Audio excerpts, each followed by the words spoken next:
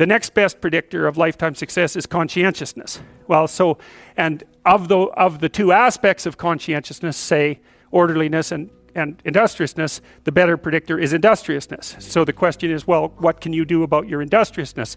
And the answer to that is, well, that's kind of rough too, because there's a strong genetic component. But you can work on micro habits with regards to your conscientiousness. And I think the best micro habits, this is partly to do with this future authoring program processes, I think the best thing you can do with regards to your conscientiousness is to set up some aims for yourself, goals that you actually value. And the future authoring program helps people do that. And basically, it does a situational analysis of, it helps you do a situational analysis of your life more than a psychological analysis, I would say. And so the questions are something like, well, all right, you're going to have to put some effort into your life. And you need to be motivated to do that. And so what are the potential sources of motivation? Well, you could think about them in the big five manner. You know, if you're extroverted, you want friends. If you're agreeable, you want an intimate relationship. If you're disagreeable, you want to win competitions. If you're open, you want to engage in creative activity. If you're high in neuroticism, you want security. Okay, so those are all sources of potential motivation that you could draw on, that you could tailor to your own, you know, your own personality. But then there are dimensions that you want to consider your life across. And so we ask people about, well, you know, if you could have your life the way you wanted it in 3 to 5 years, if you were taking care of yourself properly, you know, what would you want from your friendships? What would you want from your intimate relationship? How would you like to structure your family? What do you want for your career? Well, how are you going to use your time outside of your job? And how are you going to regulate your mental and physical health, and maybe also your drug and alcohol use? Because that's a good place to auger down, you know, because alcoholism, for example, wipes out, you know, 5 to 10% of people. So you want to keep that under control. And then so maybe, you know, you develop a vision of what you would like your life to be, and that associates the goal. Well, once the goal is established, and then you break down the goal into micro processes that you can implement, the micro processes become rewarding in proportion, in relation to their causal association with the goal, and that tangles in your incentive reward system. You know, we talked about the dopaminergic incentive reward system, and that's the thing that keeps you moving forward. And the way it works is that it works better if it produces positive emotion when it can see you moving towards a valued goal. Okay, well, what's the implication of that? Better have a valued goal, because otherwise you can't get any positive motivation working out. And so the more valuable the goal, in principle, the more the micro processes associated with that goal start to take on a positive charge. And so what that means is, well, you get up in the morning and you're excited about the day. You're ready to go. And so as far as I can tell, what you do is you specify your long-term ideal. Maybe you also specify a place you want to stay the hell away from, so that you're terrified to fail as well as excited about succeeding, because that's also useful. You specify your goal. You do that in some sense as a unique individual. You want to specify goals that make you say, oh, if that could happen as a consequence of my efforts, it would clearly be worthwhile. Because the question always is, why do something? Because doing nothing is easy. You just sit there and you don't do anything. That's real easy. The question is, why would you ever do anything? And the answer to that has to be because you've determined by some means that it's worthwhile. And then the next question might be, well, where should you look for worthwhile things? And one would be, well, you could consult your own temperament. And the other would be, well, you kind of look at what it is that people accrue that's valuable across the lifespan. So you do a structural analysis of the subcomponents of human existence, and I already did that. You need a family, you need friends. Like, you don't need to have all these things, but you better have most of them. Family, friends, career, educational goals, plans for, you know, time outside of work, attention to your mental and physical health, etc. You know, that's what life is about. And if you don't have any of those things, well, then all you've got left is misery and suffering. So that's a bad deal for you. So once you set up that goal structure, let's say, and that's really in many ways that's what you should be doing at university. That's exactly what you should be doing, is trying to figure out who it is that you're trying to be, right? And you aim at that, and then you use everything you learn as a means of building that person that you want to be. And I really mean want to be. I don't mean should be, even those things are going to overlap. And it's important to distinguish between those because that's partly, and this is back down to the micro routine analysis. So if I was saying, well, you're going to try to make yourself more industrious. Okay, number one, specify your damn goals, because how are you going to hit something if you don't know what it is? That isn't going to happen. And often people won't specify their goals too because they don't like to specify conditions for failure. So if you keep yourself all vague and foggy, which is real easy because that's just a matter of not doing as well, then you don't know when you fail. And people might say, well, I really don't want to know when I fail because that's painful. So I'll keep myself blind about when I fail. That's fine, except you'll fail all the time then. You just won't know it until you've failed so badly that you're done. And that can easily happen by the time you're 40. So I would recommend that you don't let that happen. So that's willful blindness, right? You could have known, but you chose not to. Okay, so once you get your goal structure set up, you think, okay, if I could have this life, it looks like that might be worth living, despite the fact that it's going to be, anxiety provoking and threatening, and there's going to be some suffering and loss involved in all of that. Obviously, the goal is to have a vision for your life such that all things considered, that justifies your effort. Okay, so then what do? Well, then you turn down to the micro routines. It's like, okay, well, this is what I'm aiming for. How does that instantiate itself day to day, week to week, month to month? And that's where something like a schedule can be unbelievably useful. Google Calendar. It's like, make a damn schedule and stick to it. Okay, so what's the rule with the schedule? It's not a bloody prison. That's the first thing that people do wrong. They say, well, I don't like to follow a schedule. Well, it's like, well, what kind of schedule are you setting up? Well, I have to do this, then I have to do this, then I have to do this, and then I just go play video games because who wants to do all these things that I have to do? It's like, wrong. Set the damn schedule up so that you have the day you want. That's the trick. It's like, okay, I've got tomorrow. If I was going to set it up so it was the best possible day I could have, practically speaking, what would it look like? Well, then you schedule that. And obviously there's a bit of responsibility that's going to go along with that, because if you have any sense, one of the things that you're going to insist upon is that at the end of the day, you're not in worse shape than you were than at the beginning of the day, right? Because that's a stupid day. If you have a bunch of those in a row, you just dig yourself a hole and then you bury yourself in it. It's like, sorry, that's just not a good strategy. It's a bad strategy. So maybe 20% of your day has to be responsibility and obligation, or maybe it's more than that, depending on how far behind you are. But even that, you can ask yourself, okay, well, I've got these responsibilities. I have to schedule the damn things in. What's the right ratio of responsibility to reward? And you can ask yourself that just like you'd negotiate with someone who is working for you. It's like, okay, you got to work tomorrow. Okay, so I want you to work tomorrow. And you might say, okay, well, what are you going to do for me that makes it likely that I'll work for you?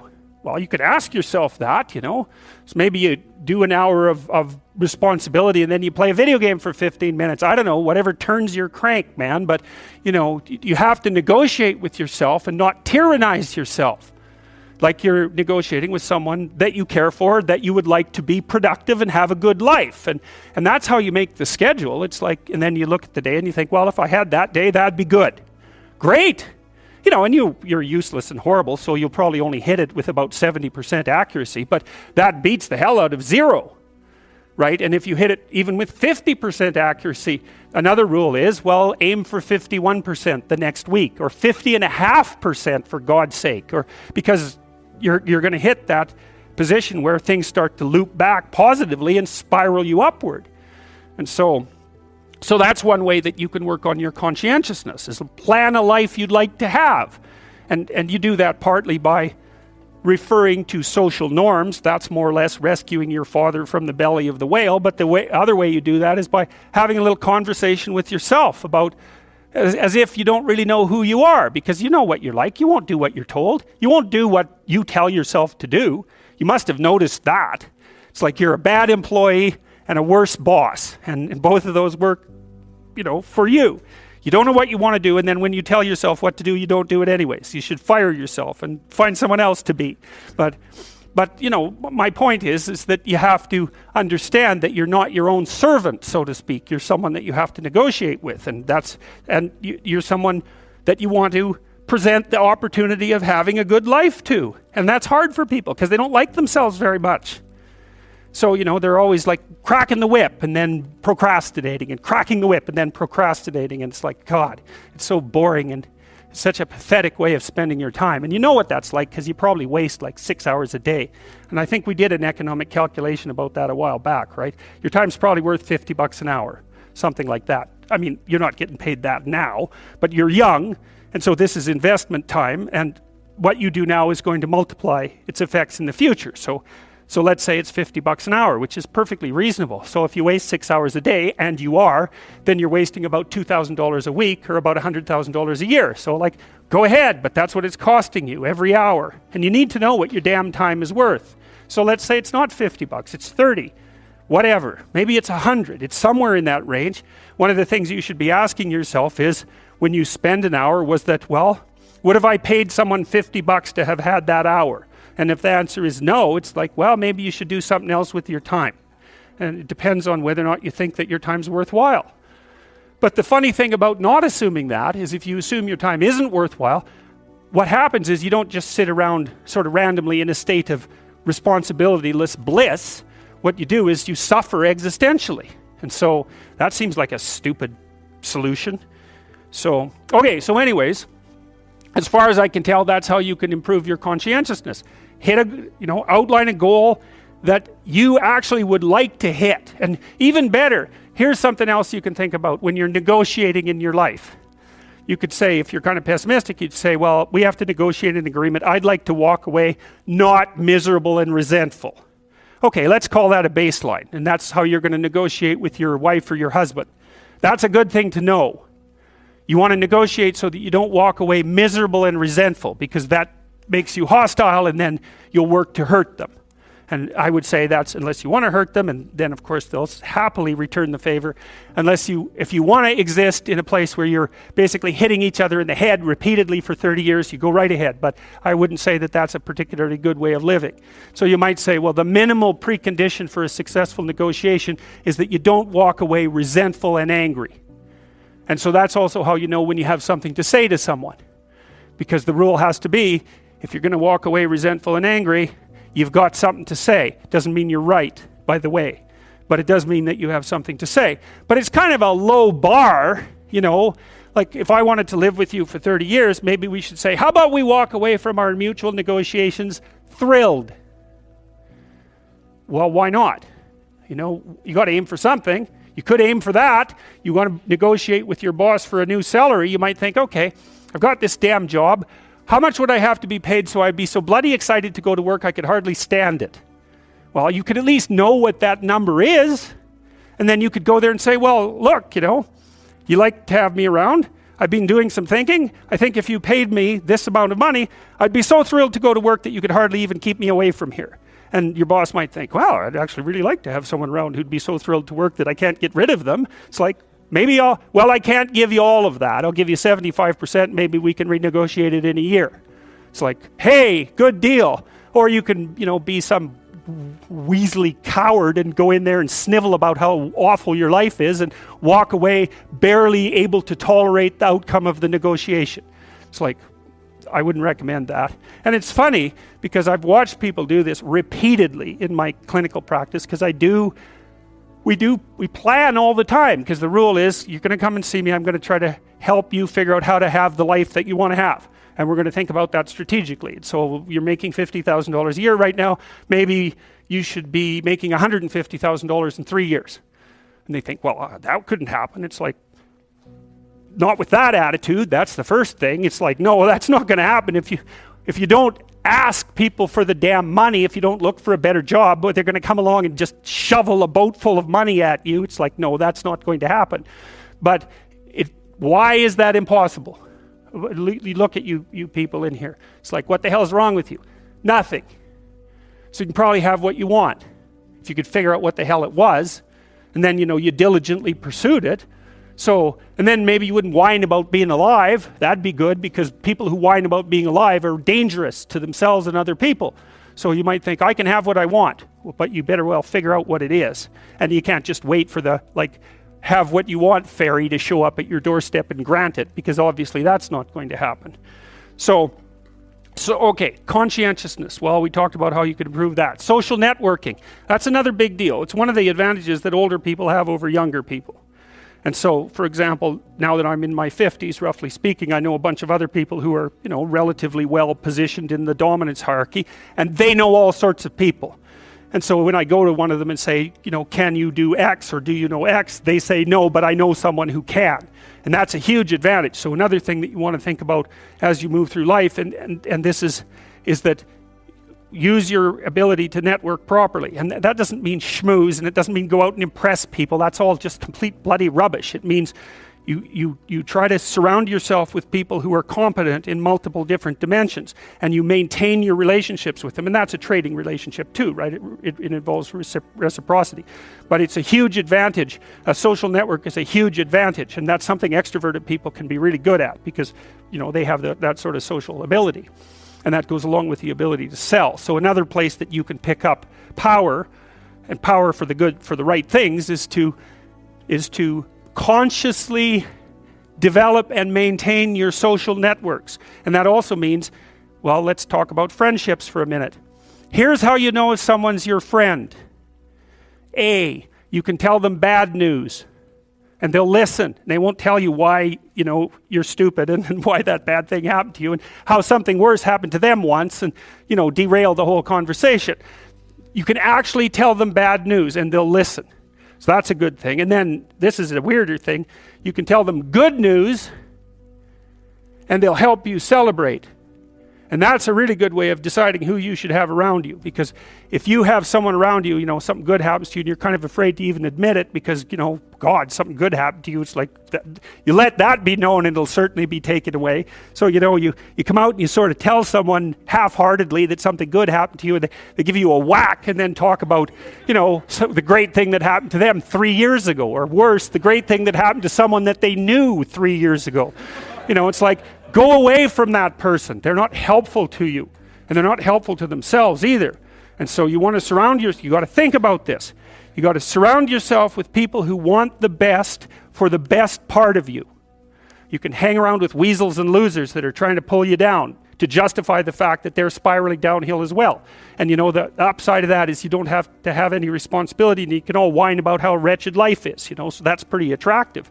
But I would say it's also a bad medium to long-term plan.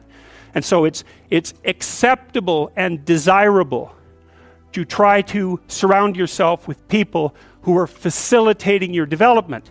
And you might say, well, I've got people around, I know them well, they're not doing that well, and they don't fit into that category. It's like,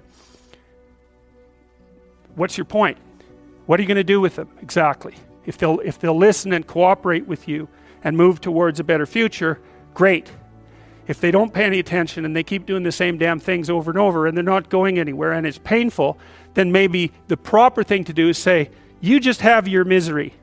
I'll go off and have my life. And maybe you'll wake up at some point in the future and think that's a better way of being. Because just putting up with it is, well, they call that enabling, right? You put up with that sort of behavior, you're providing tacit consent for it, and even tacit approval. It's like, it's a bad idea. You have, I would say, both the right and the responsibility to surround yourself with people who are good for the best part of you. And that's not the same as, I don't have to elaborate on that. You can figure out what that means. Skills, that's another thing you can do if you want to increase your probability of success. Every time you have an opportunity to take an opportunity that would provide you with a new skill, do it, right?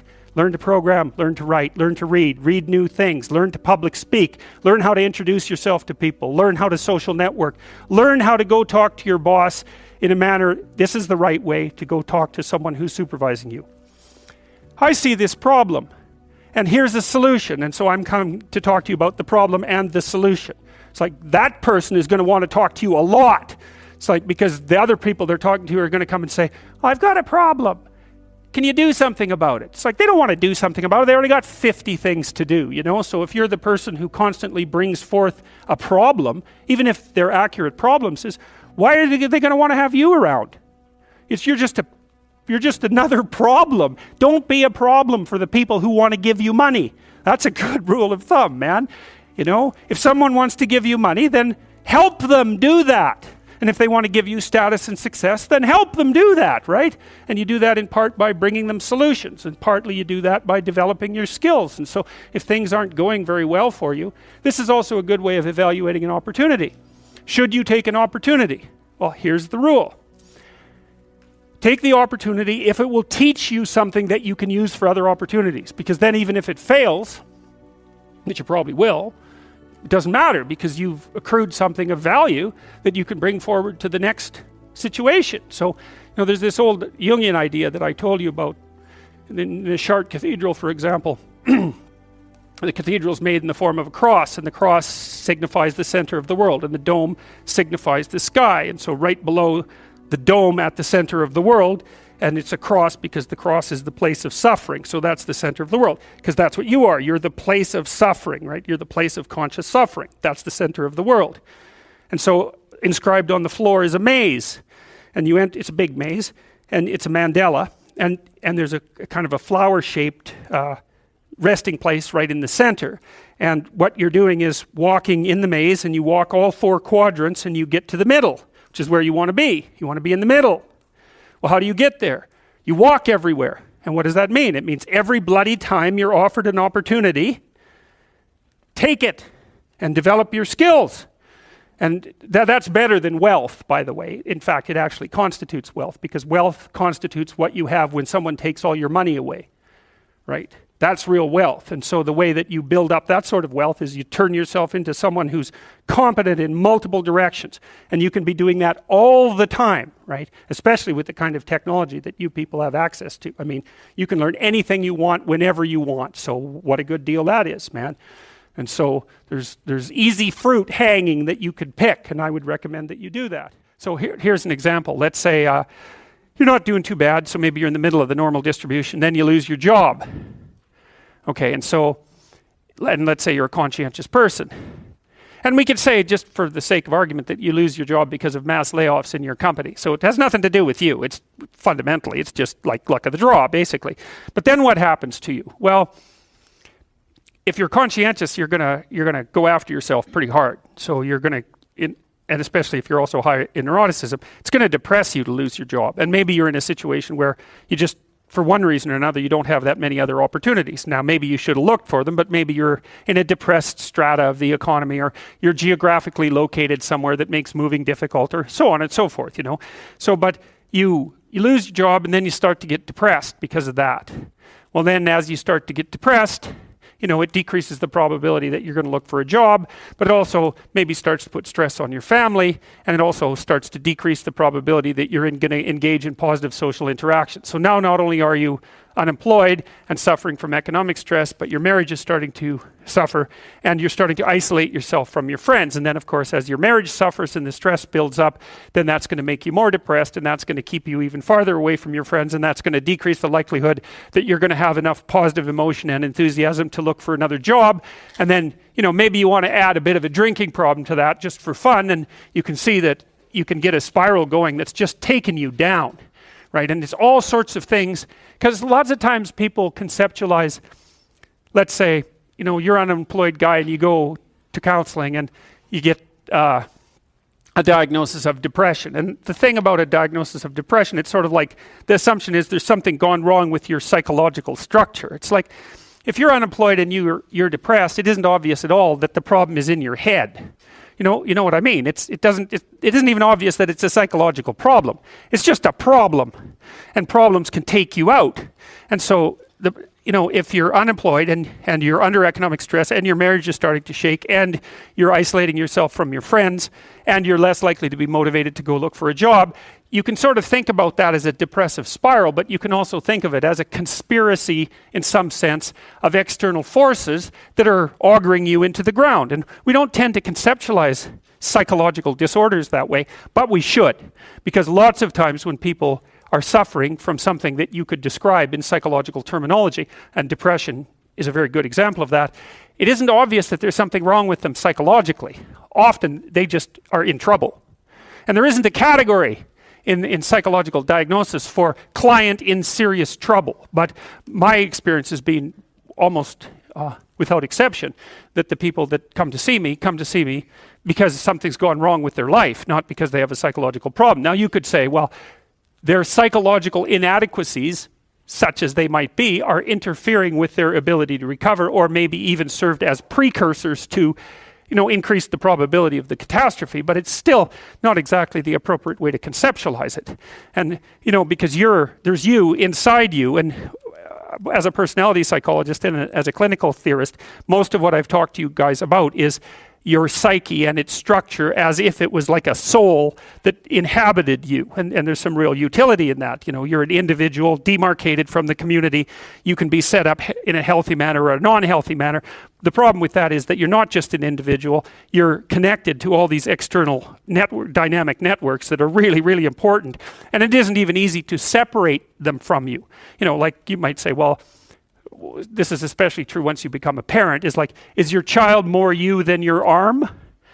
Well, you think it's pretty obvious that parts of you that are physically linked are more key to you as an entity, but it's by no means obvious. I think many people would much more happily sacrifice an arm than a child, and so your boundaries are not, where your boundaries are located are not precisely isomorphic with the outline of your body. It's not that simple at all, and so you're embedded in all sorts of networks that can pull you down rapidly or elevate you, because the other thing that happens is that, well, let's say I've never traded with anyone, and I go up to someone and I say, well, do you want to trade? And they say, well, why? How can I trust you?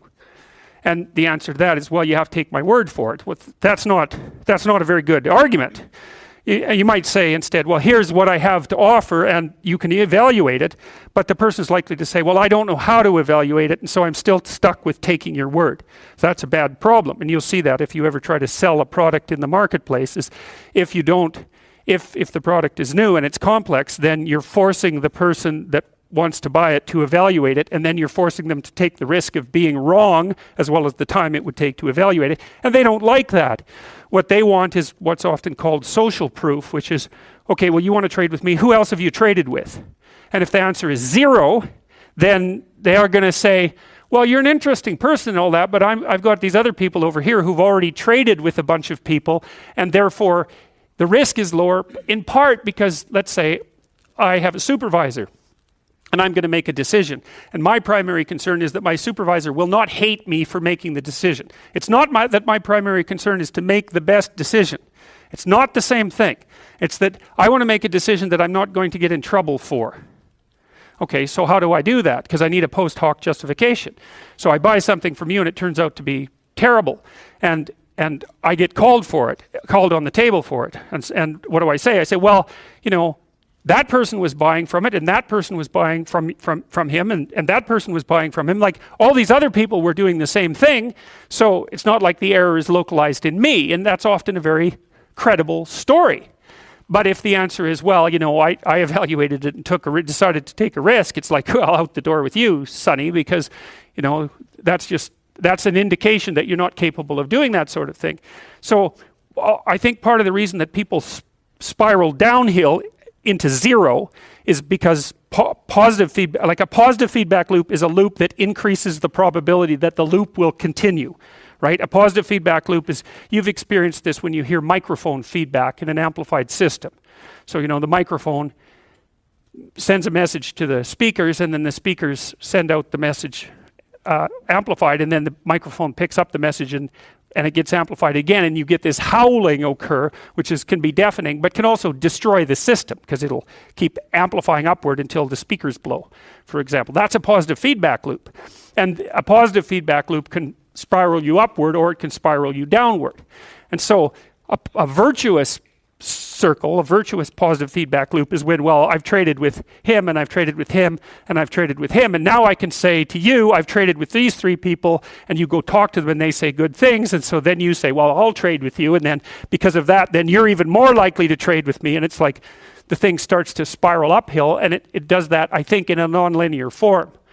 And so, because one of the things you guys are going to be asking yourself as you mature, because what's happening is that income inequality is increasing, right? And you might ask, well, why is that?